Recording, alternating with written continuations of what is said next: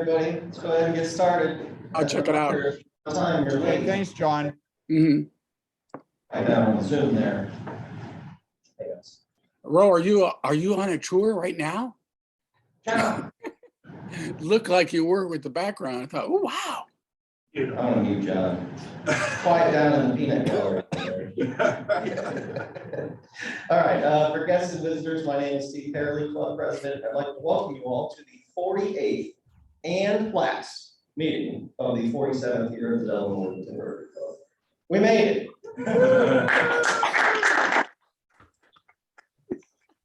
Today's Pledge of Allegiance. And offered by Frank Dunbar. Has anybody seen him? We could pray for him. There we go. Jerry's up to the back.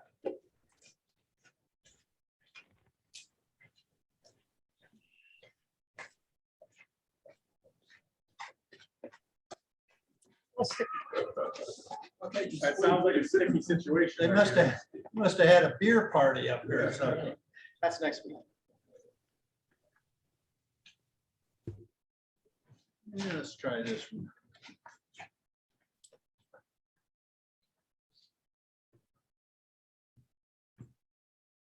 If you'll please join me in a moment of reflection and thanks for these words as we pray to a higher being. With our friends beside us and no person beneath us, with the bonds of Rotary between us and our worries behind us, with our goals before us and no task beyond us, with a thirst for knowledge and a dream of a polio-free world, we are thankful for our Rotary friends and the meal we are about to share.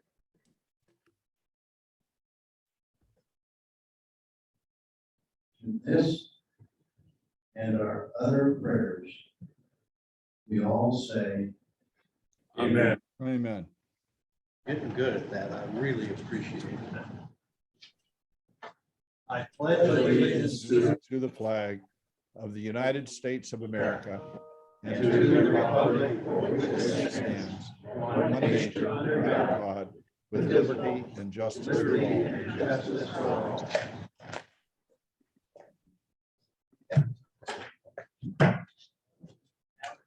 Thank you, Jordan. Teresa Russell, I don't see her.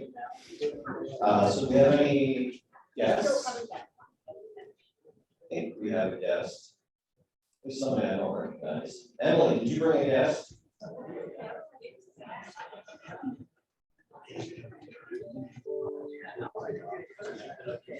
Well, my name, Mr. President. Emily's going to introduce you. I mean, they walked in together. I assume. I have with me today my colleague and friend Alan. He is our treasury manager. Excellent. Alan, from the treasury management. Thank you. Yeah. All right, now you get your coffee. All right. Moving right along, we're ready for our sergeant. So Ken.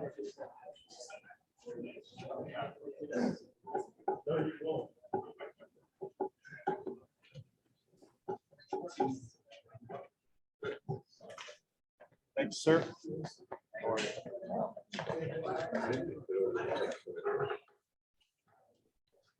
Do I have a volunteer to carry the pot? Darnell, you the man. Start with our traditional happy dollars. Who's got them? All right, I'm here and I probably owe at least $20. So I'm happy that I'm here. And my son is currently employed with a private EMT job, but he is looking for a full-time firefighter position. But anyway. Fantastic. Wish him luck. So Alan, fire away. I don't know if the sergeant's prepared for this, but I am happy to at least put in $1 for having celebrated my 84th birthday last week. Glad to be here. The rest of the room thinks that's worth $84. Keep thinking. On Father's Day, I got a call from San Pablo, Brazil. I missed what you just said. If you remember, I'm watching my Rotary meeting. What'd you say? about 10 years ago, Laura Cano, she called to wish me happy Father's Day, as well as trying to bring us up to date on what she's been doing.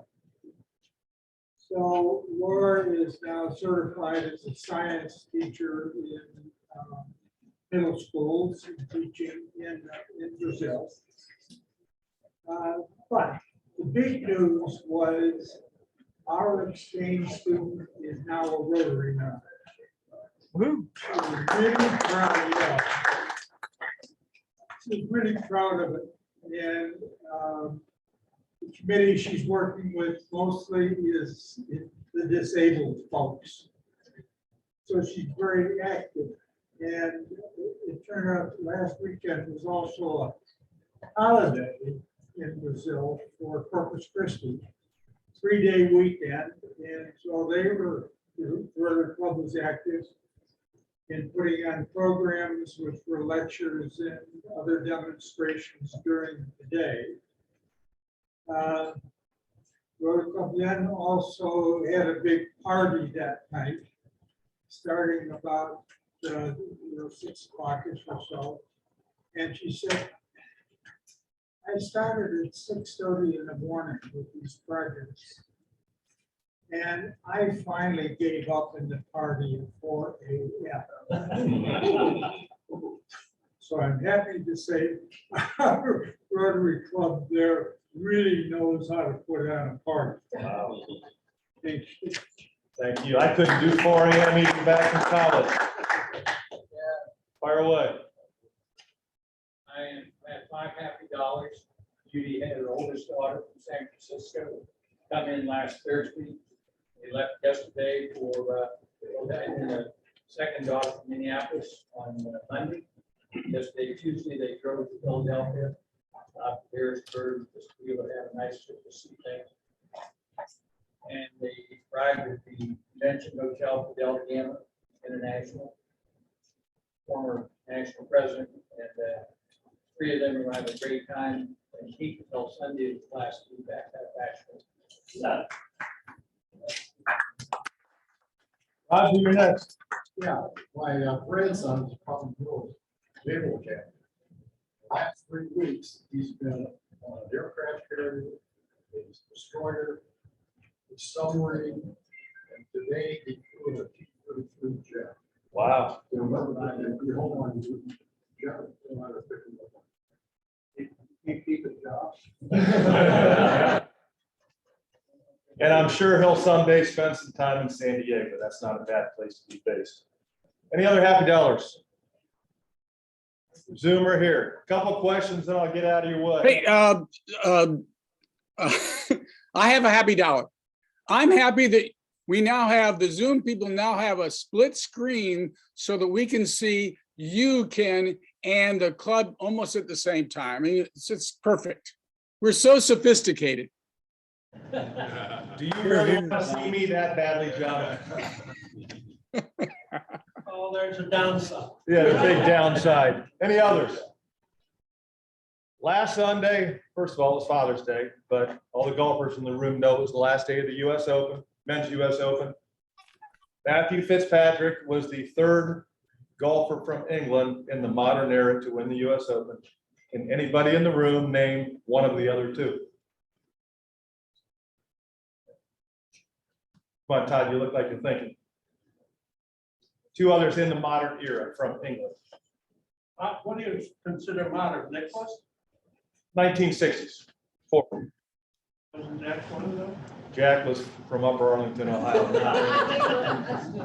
That's $1. Did everybody else understand the question? Alan, that's $1. Who else? Wait, let me get my hearing aids tuned in. I would guess Nick Faldo. Nick Faldo never won a US Open. Never won, okay. You got one. Justin Rose, you're all off the hook. I think today's speaker is here to talk about Short North. Am I correct? Yes. Couple big weekends back to back. This weekend near the Short North, Goodell Park, is Comfest. Who in this room has ever been to Comfest? Everybody with your hand up, throwing $1. I did it once. I got completely stoned off secondhand smoke. Swore thereafter I was at Woodstock and had to get a bag of Doritos for the ride home. Finally, regarding not Woodstock, I got a buck for that too, because I did go once and I don't need to go again. What was the first year of Comfest? Who knows the answer? You'll save everybody in the room a buck if you get it. It has to come from a member. I know you know the answer to this. You just joined. Seth, How about 78? 50 years ago, 1972 was the first Comfest. Everybody else, every member throwing a buck. Here you go, Darnell. Thank you. Have a good week. This down here. Thank you, Ken. All right, before we get to announcements, I have two members that I need to induct. So Dione and Emily, could you please come up here. And Dave Hansen, if you would join Dione. So Emily came to us from the Rotary Club of Marietta, so I will serve as her sponsor. All right, on behalf of the Dublin Worthington Rotary Club, it is my privilege to induct two new members today. Dione and Emily, you are beginning a great adventure in leadership, friendship, and service to your community and your fellow families. You have been invited to membership by your sponsors, Dave Hansen and myself. And the Dublin Worthington Rotary Club has accepted you as people of good character, high ethical standards, and who have hearts of service, and that you will represent your business classifications as leaders in the community.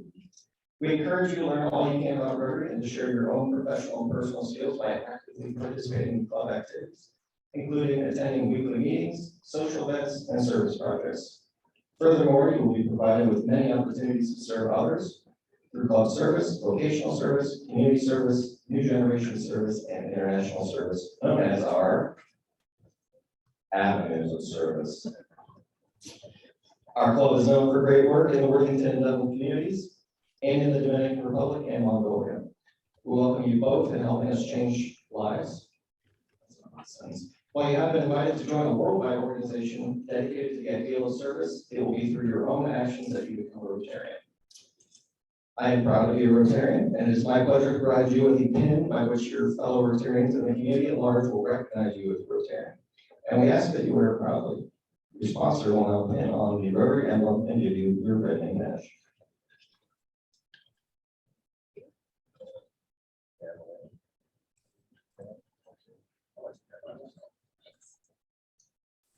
All right. I also have a challenge for you. It is for you to share the invitation that was given to you by your sponsor and to invite another person of your same qualities of character, reputation, and commitment to join our club within the next year.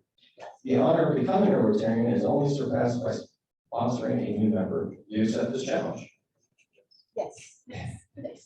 Thank you. And also I have a challenge for our members. Oh boy. It is for you to share. Oh no, I'm lost. Developing strong relationships among members is one of the keys to the success of our club over the past 47 years. Members, you commit yourselves to do your part, making Dione and Emily feel welcome and to assist them in getting engaged in the club. Excellent, thank you. With that, I declare Dione and Emily duly inducted into the Dublin Worthington Rotary Club.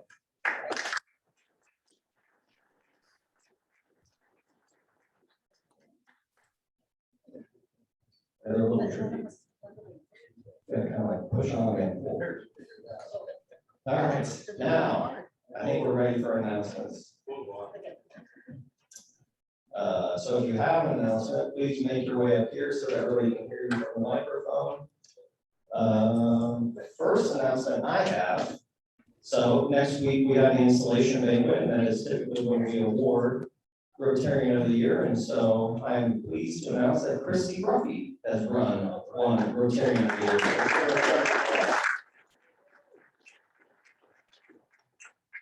So very excited, and we're very happy for you. Next, committee sign up.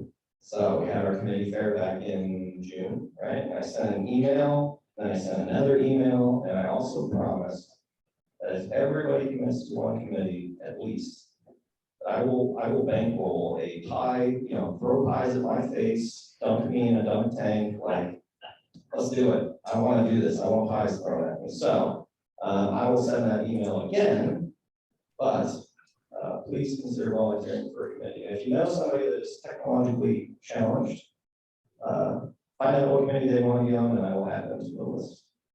Okay, I think I'm ready for Jeff. The 4th of July picnic is soon upon us. We're pretty much wrapping up our fundraising. We'll still accept some extra money, but it's not going to get on a lot of the promotional materials at the event at this point in time, because I believe that John Butterfield had already turned that stuff into the printer. So where we stand right now, in our major sponsors, those are the $500 sponsors and up. We're at $10,250, and then we've had a bunch of club members contribute $100 sponsorships as well, some in their individual names, some in company names, and those stand at $1,700. So right now, currently, we're at $11,950, which is a bit down from what we've been in previous years, but I think pandemic considering and some shakeups in businesses and things that are going on, and this kind of being our first year back in full force in a few years, we're doing okay. We're going to for sure cover our costs and hopefully net a little bit of money for the club. So we'll have a bigger conversation about what we're going to do for next year. But hopefully everyone can sign up to volunteer if you're going to be in town for the event. I know that Jerry had sent out an email, so try to get those slots filled to make it a good event for the community. And thanks again for all your support, and we'll talk soon.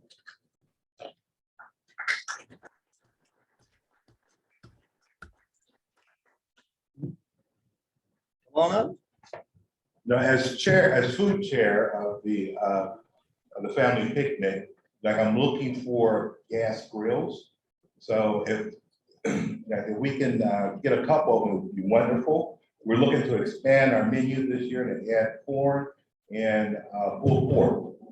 And also, like I looked at the sign-up list for the food tent. Tough for me to do that by myself, I think. So if I can just get a few people to sign up, I would appreciate it. Thank you much. We're supposed to have a program committee meeting today, and Mr. Wixel has COVID. And so we can't have the meeting today. We're going to have it in 2 weeks from today. We'll notify everybody. Thank you. As you know, at the 4th of July, the club puts up a tent for the club. And I'm looking for people, committees, to provide something about their committee in the tent, because this is an opportunity for individual committees to showcase what they're doing. So if you had, so far, I've received a stack of postcards from the Dominican Republic. And Win Wixel has put together a great slideshow. So those are a couple of things that are going on. And if your committee wants to showcase, this is the place to do it. And if you would, give me a call so we can kind of organize it. Thank you.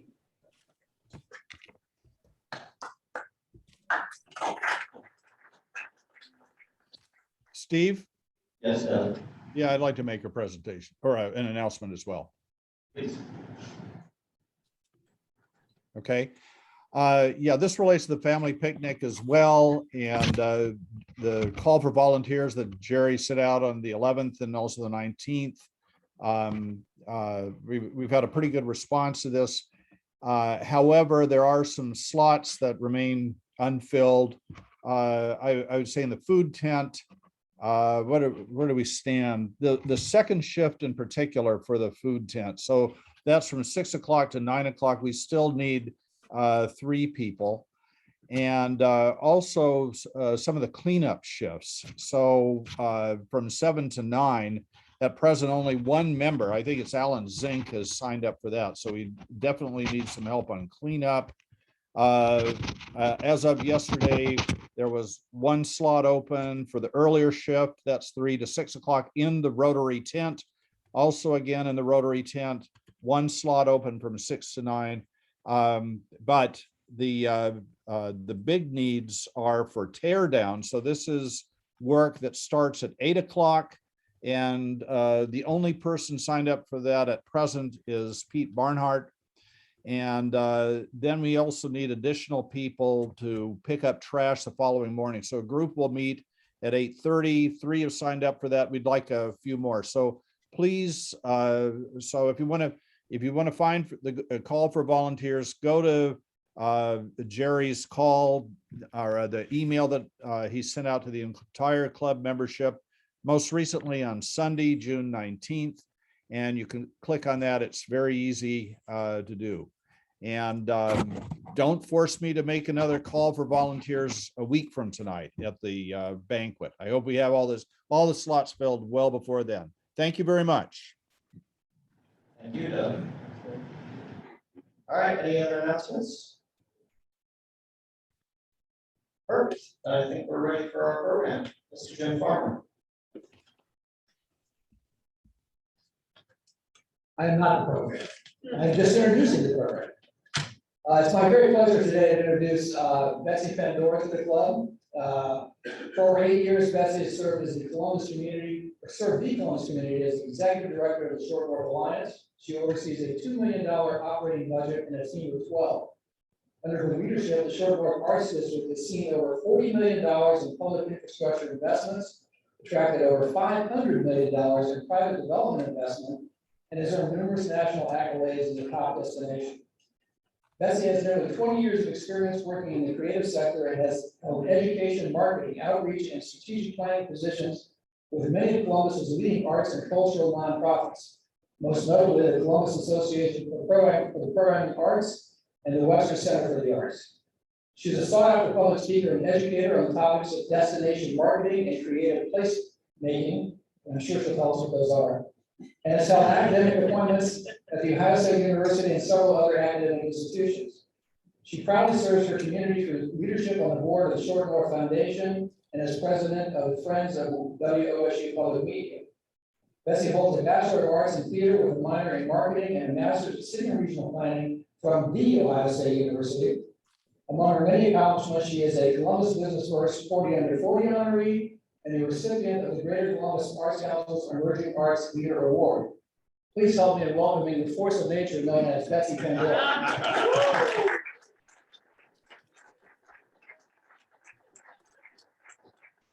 I don't think I should stand behind the podium. Because I don't think you'll see me if I do.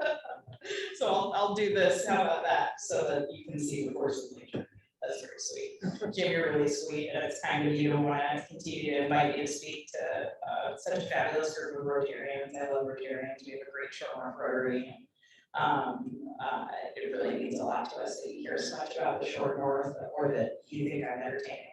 One of the two. But Jim came and asked for me to give you kind of a high level of what's been going on in the Short North, and it's hard to know what's been going on without understanding what our history is. And so I've spent some time recently talking to some economic development groups about the history of the Short North, and I thought you might find some of that interesting as we reflect on what will continue to be an incredibly vibrant part of our community and our city. So and I also hope that you all consider coming down and enjoying and supporting our community for many big events that are coming up over the next few weeks. And thank you for plugging so many of them, and hopefully you have an equally stimulating experience the next time that you come. So this is the Short North. Does anybody recognize this place anymore? It's pretty incredible to see kind of how the Short North and developed, and hello to all those watching at home. If you, I can't tell if this is the view you're getting of me, but that's got to be a great one. But it's been incredible to see the Short North grow and develop over at least my tenure. We've added significantly to the amount of our community, and there's many reasons for that. Who visits with frequency? Who doesn't visit often? Who feels like this is, you know, incredible to kind of reflect on the growth that we've seen? Does this feel like a familiar thing to opine about or no? Yeah, go ahead. Yeah. I'm glad to say that I've actually been a part of some of that growth because I'm on the board of the finance fund. Oh, wonderful. How's And Jean it doing? does some work in that area. Yeah, yeah. One of the first TIF-funded projects that was then co-financed by the finance fund and Hubbard Development. So thank you for that. Well, we have seen an incredible amount of growth, and there's a lot of dynamics at play as to why that is and why it's concentrated heavily in a place like the Short North. The area, for those with or without familiarity of it, I'm trying to see if I can make that bar go in. Maybe I can. We're perfectly situated between OSU's campus and downtown, and we have a couple of mechanisms that help support the community and help enable a lot of the growth that you've seen.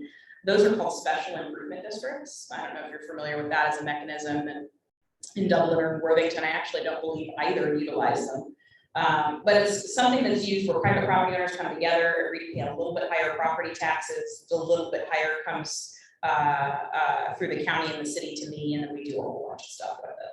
And we're the oldest special improvement district in the Columbus region, and we actually have the second, the youngest special improvement district, a second special improvement district that we've created as of late, called the 5th Avenue and 4th Street Special Improvement District.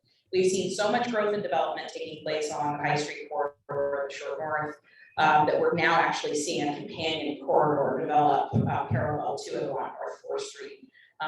That in many ways may rival the density that we see on High Street in not the too distant future. So I'd like to talk a little bit about how we started as a community, because it really informs, and as I'm like reflecting on what's important to Rotarians, I think about those things a lot as I think about our own history and how we can be effective stewards of the future. The Short North is a really old area of the city of Columbus, as this gentleman knows well, and as many of you may guess. The pre-Civil War boundary of the city of Columbus kind of hits right at the edge of the area that is occupied by today's Short North or Short North Arts District. This would have been our front door. So this is the old Union Station that would have been located at approximately High and Naughton Street, which you would now know as Nationwide Boulevard. And what's important about this is that the Short North and really what was then known as the near north side of Columbus was always the front door for visitors to the Columbus region. This is, going back to the 1850s, we were welcoming people in right at this intersection. High Street was elevated in the 1870s as we started to see the streetcar network expand. This is where the Hilton Hotel would have been located if it were standing there today. And again, has been an incredible front door for many years to everyone in Columbus.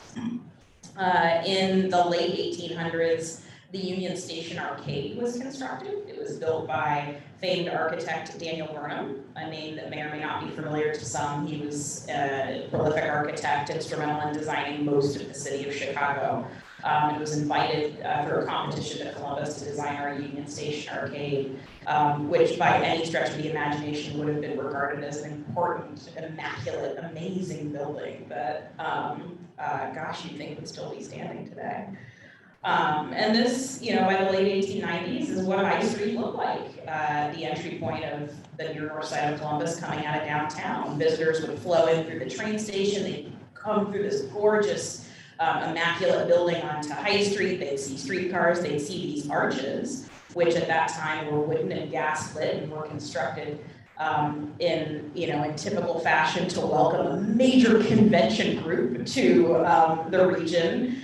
We were celebrating the signing of the sesquicentennial of the Northwest Territory, and a very important moment to not forget. And this project was completed to be able to make people remember Columbus. And Columbus actually became known as the Arch City as a result of these arches being installed, even though they were only there for inside of 30 years.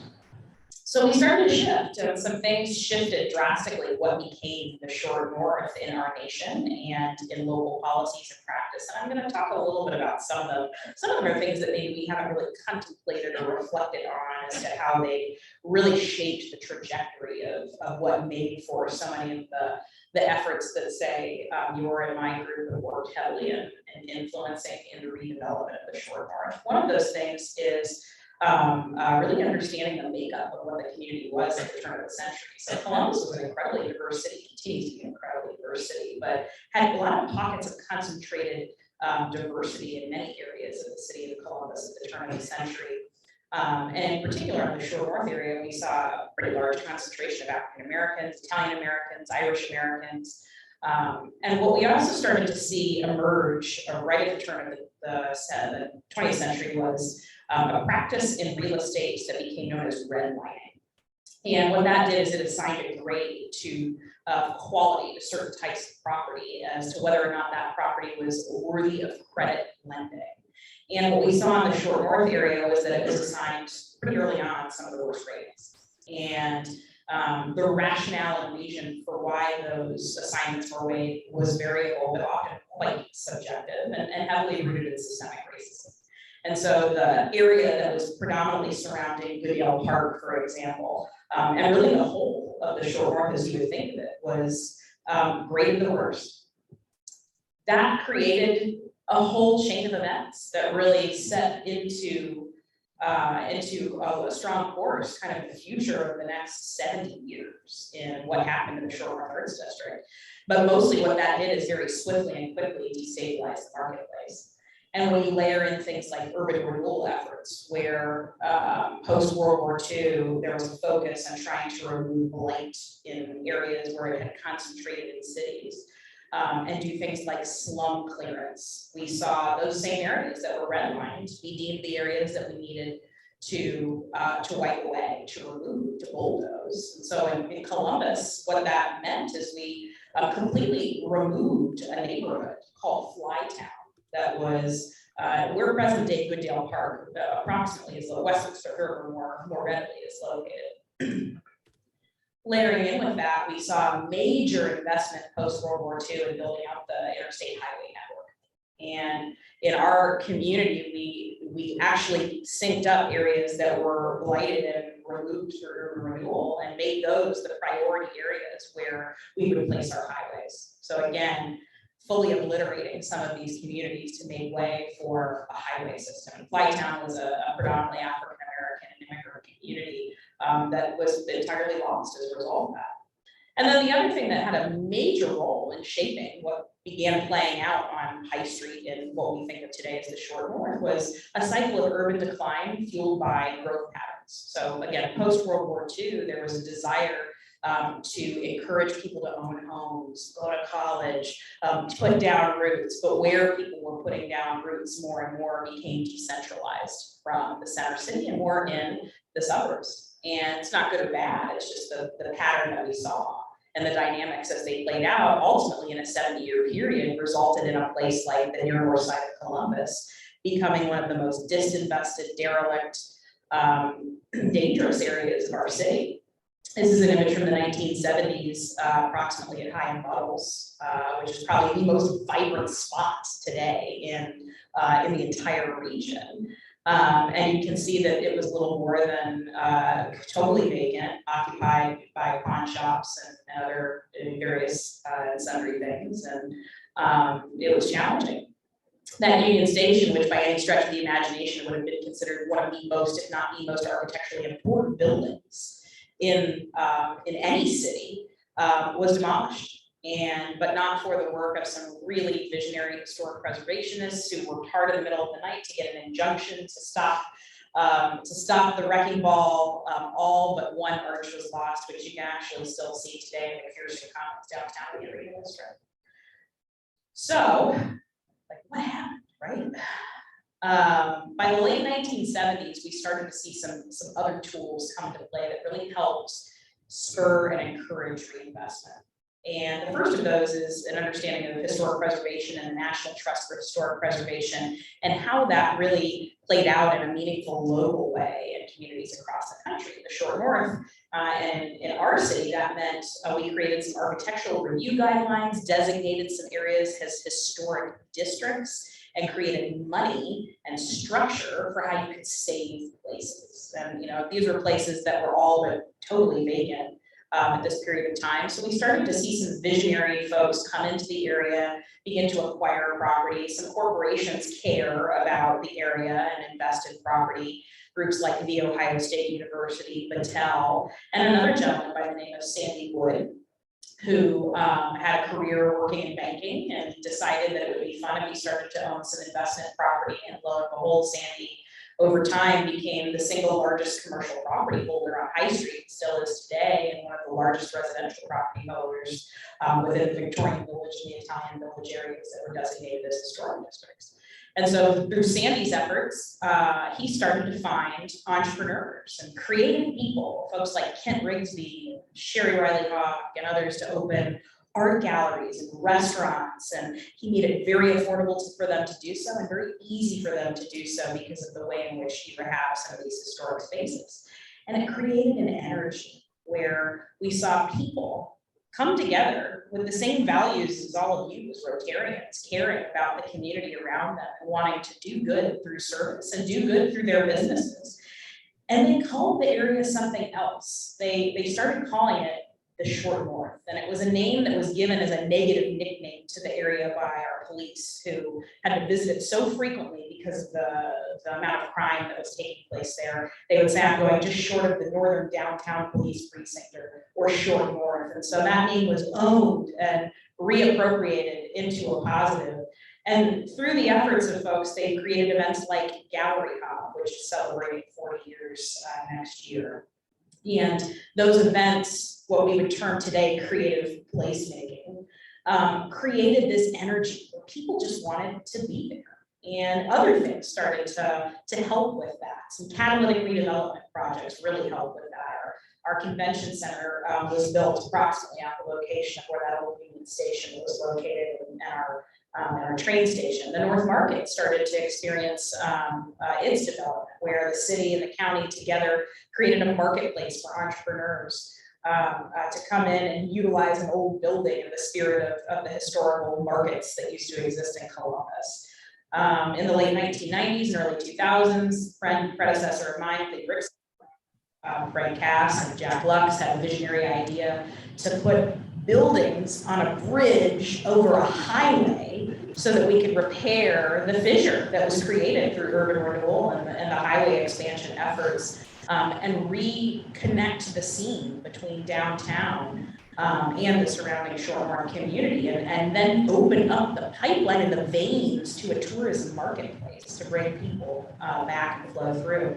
And because of that, we started to see some major development of hotels in the area as well. So in case you didn't know, this really is just a bridge over a highway. Then we started to see really big events come into the community. ComFest being one of those events, which relocated from Ohio State University's campus in the early 1990s down to Goodale Park, and continues to grow, and it will be celebrating 50 years. And there's all kinds of things that take place at ComFest, but mostly what takes place at ComFest is a celebration of being a community who cares about each other through art and music and many other things. The Judah Parade was founded in the neighborhood, which is an alternative 4th of July parade, which will be happening in the week following ComFest, and continues to be something that people really know the community for.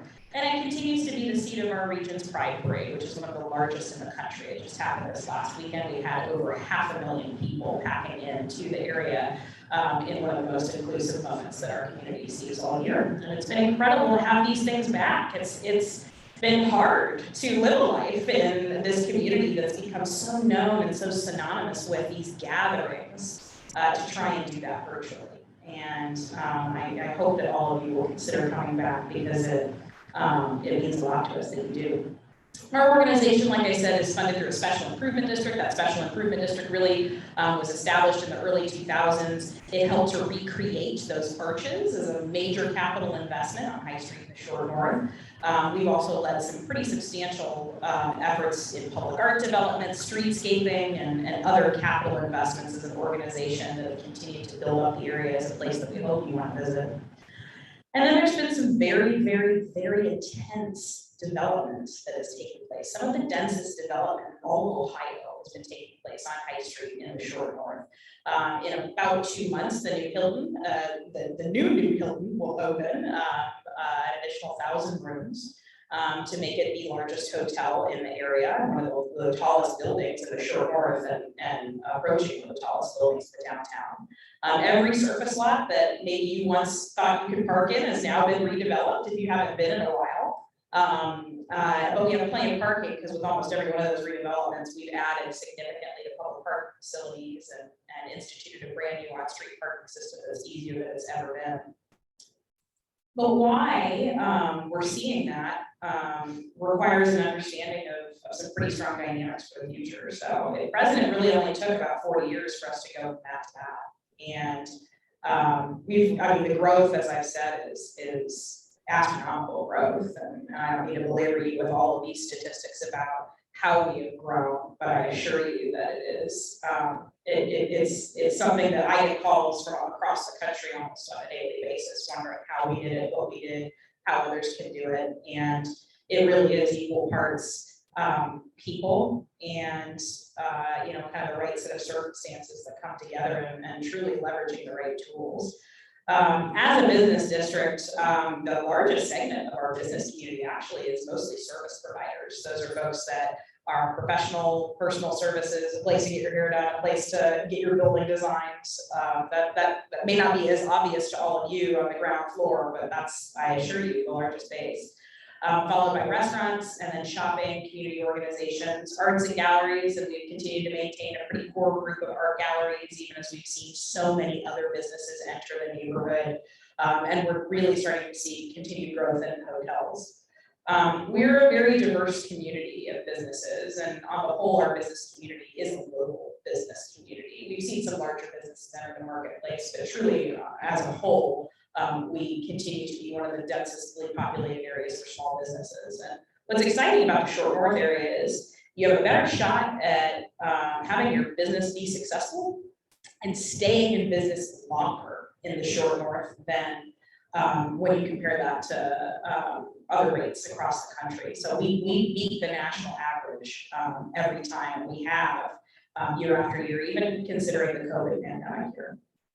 COVID's been a lot for a lot of folks, and it's certainly not been without an impact on our community. Any challenge that we had before the pandemic, it just brought that way closer into front view. Whether that was a quality of life concern, a safety concern, a concern about the share of what businesses comprise our mix, that just made it more acute. We started to see some prolonged vacancy last year. I'm happy to report that we're starting to see those vacancy rates go down again, and there really are truly much fewer. But we really saw a true need to address equity issues. And as an organization, we placed a pretty strong emphasis on being leaders in that space and offering programs and resources and support to our community to be as inclusive as possible and to help our businesses do the same. So the future could be that we start calling ourselves the Tall North. It could happen, I don't know. And why that is because Columbus is projected to grow astronomically. The entire region is. These are even outdated statistics at this point from our MPO, but we will see approaching 1 million new people enter the region by 2050. And what's interesting when you reflect on that growth is that the folks joining us in the past had traditionally been sort of contained within one age cohort. And that is no longer the case. As we grow in the future, we're seeing the growth kind of well split between boomers and above and millennials and younger on the back end. And what's interesting about the growth patterns and the wants and the needs and the demands of both of those groups is that they want to live in places that are more walkable, mixed use, mixed income, have lots of housing choices, have lots of transportation choices, and candidly look like the short north. So that's part of why we have seen, and you compare building permit density across the region, we have been the single solitary focal point of dense growth. And it's been denser and more intense in the short north area than in any other place for that reason. We've also seen a greater gain in population growth relative to other areas, largely because of the densification that we've seen in such a short period of time. But what's particularly interesting and something that I reflect on often is how, as other areas of our region have become even more segregated, we have become a more diverse community with all of that growth. And there's many number of factors that go into that, but it is an important thing, and I think it continues to be something that really drives the culture and the spirit of the short north. So as we're thinking about our future, many big projects are being announced right now. A pretty big one is that Amtrak is going to be returning, and we will likely see a 3C connection, a 3C and D connection, because Dayton wants to join in the fun now, and we've got a lot of excitement over there about that, which is good. We're having conversations at present with where we're going to put that train station, and so the current thinking is that it'll live a life right at High and Naughton, which is pretty interesting to reflect on how we've spent all this time and we did all this work and we spent all this money and we caused all of this change to only get right back to where we started. So that's a little bit of our history and what we've been going through, and I hope that you'll spend some time coming back. If you haven't been back to the short north in a while, it's really easier than it's ever been to visit. You can go to our website, shortnorth.org, for information on parking, who's a part of our business community, events that are taking place. But it is such a special place to all of us, and we hope that you think so too. I'm happy to answer any of your questions if you have. Yes? Betsy, can you describe quantitatively what improvements in numbers happened when the CAT was built over about 6-7 freeway on High Street, and they put restaurants and stores?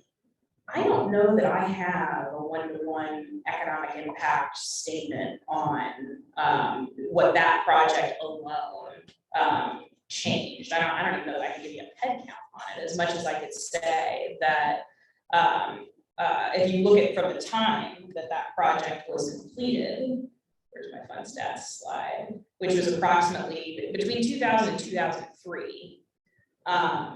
So since essentially that project was completed, we saw a 1.6 billion in new development investments. So that's new buildings and infrastructure associated with those buildings going in. Since 2000, we saw a 760% increase in property values in the area, doubled the number of businesses, doubled the square footage of our building area, became one of the largest sales tax contributors. So that's probably the best metric there if you utilize that milestone. Thanks for making sure that we went over that a little bit more. Just leave that right. You just want to leave it there? Okay. You want to give a copy to Jean, or you want to? Okay. No, because whenever something happens, there's good and there's bad. And it was on a slide there, but you see what's happened there? There's no affordable housing. So where do you get your labor force when they can't live where they work?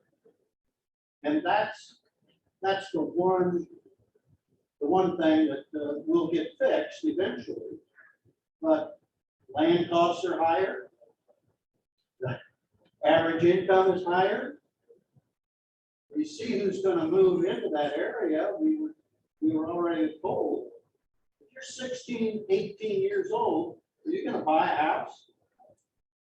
I don't think so. I think not when rates are, well, never mind about the rates. Let's leave the families out of this. You mean 26 or 2030? Yeah, not 16 and 18. Well, they need apartments. They need a place to live.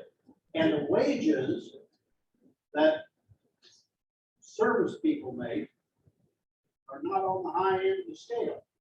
So that's where we need to concentrate, and I'm sure they are, as well as finance.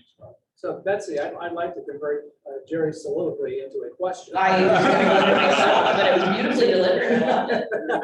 And you're right. Thank you, attorney. Are there You're right. efforts underway to address that issue? Yeah, yeah, so so our organization on the whole is not lead development. We're not a community development corporation. I loosely say we keep the lights on, the streets clean. But we're a thought leader. And we help people to convene and have the right conversations. And so part of a recognition around the history and the root causes of why we've seen some of the systemic inequity that we have is to do a better job of talking about that history and talking about, candidly, the practice of redlining and how it is, you can draw a line to the impact of that policy decision to inequity today. You really could. So what do we do today? How do we do better today than we did in the past? Well, we understand those dynamics more. Two, there are some efforts underway that are fairly substantial efforts that I know that the finance fund, which Jeffrey has leadership with, is heavily involved in, to reimagine how we incentivize development so that if and when we are actually incentivizing development, we are doing so with more expectations and requirements around affordable housing. Now, the biggest challenge in all of that is we are so woefully behind in the amount of housing period that we need. We have in no way been building enough housing over the last 20-year period to keep pace with growth now, let alone pace with growth as we project it, let alone a disruptor like Intel and how that's going to just dump more people with incomes of a significant bracket of difference into the region. So it is really hard. What I would say about the short north is that if you think of the whole picture of what affordability means, if you have the ability to not have to own a car and walk to where you work, that changes the share of where your dollars go in terms of your cost of living, right? You're more apt to be able to make a choice like that if you live in the short north than if you live somewhere else. There are quite a few affordable and subsidized supported forms of housing in the short north area. What's challenging as you reflect on the quantities that we have of them now is that many of those were developments that were done with tax credits that expire after 30 years. And so once those tax credits expire, that's what's keeping them affordable. That's what's keeping them in the portfolios of our housing trusts and our affordable agencies. And so we've seen conversion at that 30-year mark a fair amount of times in the short run and everywhere citywide. It's not a unique issue to us, but it's a big, big, big, big issue. And part of the way to lean into it is you actually probably need to incentivize and cheapen development even more. And when you do, you're probably going to have to ask for bigger requirements around affordable housing. You just need more housing. We need more units of housing. It is a lot of people. It is a lot of people. So it's not easy. We don't have the answers, but it is something that we talk about. And that's the way that we feel we can help. I think we got time for one more question if we have one. Go. To go from the profound to the puny, I want to ask you all sorts of questions about transportation and coordination with MORPC and CCC, but I'm not going to ask you that. I'm going to ask you, what do you think about the changeover to the North Market? Is that going to work if they go vertical? Have you looked at those plans? Does that seem friendly with the community? Sure. I'll answer both your questions. Yeah. Okay. If you want. Go. Quickly. So because the North Market one is kind of quick. The North Market, the historic building that is the North Market will remain untouched. It will remain owned by the city of Columbus. It will remain in the exact same rental structure for all of the merchants that are there, and it will remain open throughout the duration of what will be a heavily intense construction period. The merchants at the North Market asked for this. They said, we need people who live directly next to us so that they can buy fresh produce and make frequent visits to us. And part of what makes the marketplace of the North Market work so substantially is its proximity to the convention business. So that project will have some office in it. That will continue, I think, be variable as the office has been so vastly disrupted, but it will have housing and it will have a hotel. So that project and projects like it, candidly, we got to stop being scared of big buildings. We have to embrace density. If you care about the climate, if you care about equity, if you care about those things, density is the equalizer. Density is the equalizer. From a transportation standpoint, though, if you don't have a quality transportation system, the density doesn't work as good as it can, as best as it can to be the problem solve or work in tandem with affordability and complement affordability. So we have a visionary leader at CODA right now, Joanna Pinkerton. She is revolutionizing what they are doing. And we have a visionary leader, and they're both friends at Morpsey, William Murdoch. And it's great that we have those leaders working together at such a key and critical time to solve those problems. But the challenge at present, and it's a bit of a short-term one, is it's hard for them to hire. Labor shortages have touched every industry. They would make buses run later. They would make buses run more if they had more drivers. And it's a supply and a demand problem in terms of that workforce. But it will revolutionize. I don't know that we're going to get to a place on High Street in the short north that is a rail served corridor. I think the time to have made investments like that is just woefully gone. But we will see rapid transit come into our region in pretty short order, I have to say. You will see an east-west transit line along Broad Street, and you will see a connector from Worthington to OSU campus along Olentangy River Road before we hit 2030 probably. So that's helpful. One more question. Well, given the perspective of my old age now, I just wanted to comment that I think the repurposing from the time I was a student at Ohio State in 1959-60 to now of the Garden Theater to the Short North Stage is a very positive Well, thing. that's really great. And I'll tell you, as the daughter who walked her two parents who may or may not be in your peer set in there for her wedding reception, and they explained to them at the time that it had once been quite the porn hub, would agree with you that it was very good adaptive reuse. Some may call it that. And that we've come a long way. So yes, that things like that and seeing just the community and the culture and the real spirit of people who care about making great, strong investments is really what's fueled the Short North. It's evolved organically as a community, truly. There have been these policy things that have been levers, but it's an organic, unplanned community, and things like that are what make it so special. So thanks for calling that out. Thank you very much. Thank you.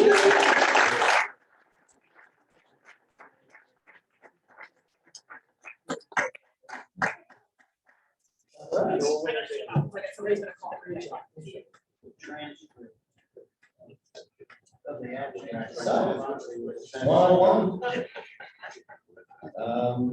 Just as a reminder, this is the last meeting of the year.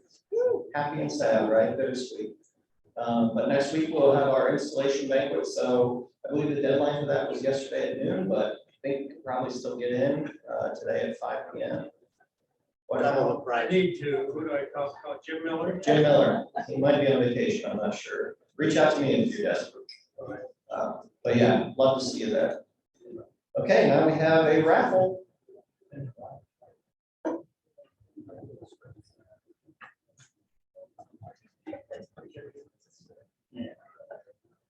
For $8. $8. 501058. 501058. 058. 58.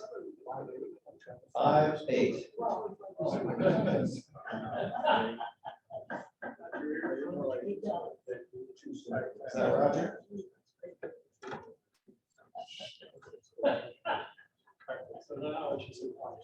How much is in the ace of spades? Not enough to win. 18 whole dollars.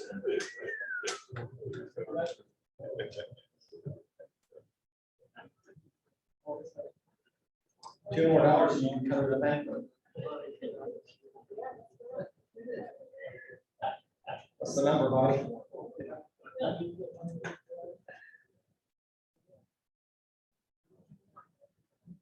501-021. 501-021. Alan. Grossman. Alan. Come on up. Good luck again. $18? $18. Go for it. Only if you whatever will like to. Buy yourself a nice bourbon. Not for $18. Take Unless it's a glass. shot. Yeah. Yeah. One glass. Well, not this time. 3 diamonds. Oh, good. Thanks for playing. All right, folks, if you'll join me in reciting the 4-weight test.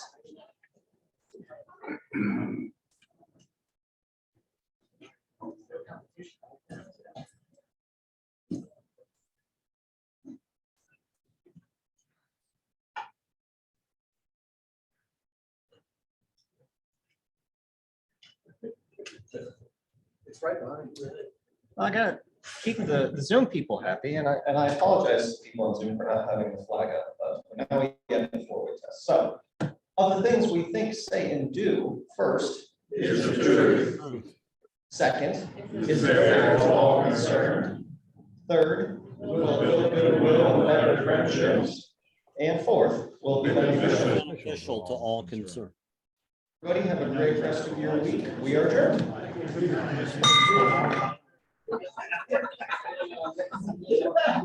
I offered for free.